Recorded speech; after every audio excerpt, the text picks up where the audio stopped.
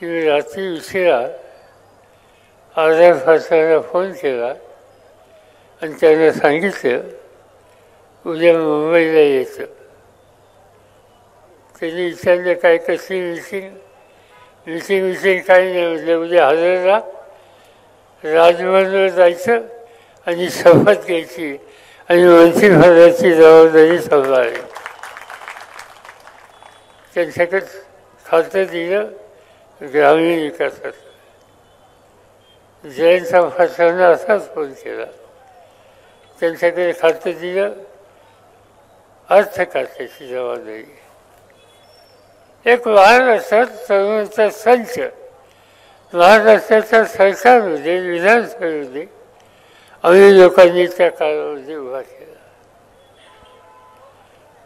आणि मला सांगायला अभिमान वाटतो की माझी निवड ही 100% खरी ठरली, बरं होती. ग्रामविकास खात्याला एक प्रकारची गती द्यायची, खेड्यापाड्याच्या लोकांचे प्रश्न सोडवण्यासाठी नवीन धोरणं आखायची. ती आखत असताना गावाचा शेवटचा माणूससुद्धा त्या निर्णय प्रक्रियेमध्ये सहभागी करायचा. या सगळ्या गोष्टी आधाराने केल्या. आणि नंतरच्या काळामध्ये त्यांच्याकडं गृह खात्याची जबाबदारी दिली. ही जबाबदारी घेतल्याच्या नंतर गुन्हेगारीवर आवड आणि शेतकऱ्याची लूट करणारा जो वर्ग आहे त्याच्यावर आवड या संबंधीची आपली कारकीर्द ही लोकांच्या लक्षात राहील या प्रकारचं काम त्यावेळी त्यांनी केलेलं होतं. ते निघून गेले. पण समज महाराष्ट्र हरवला.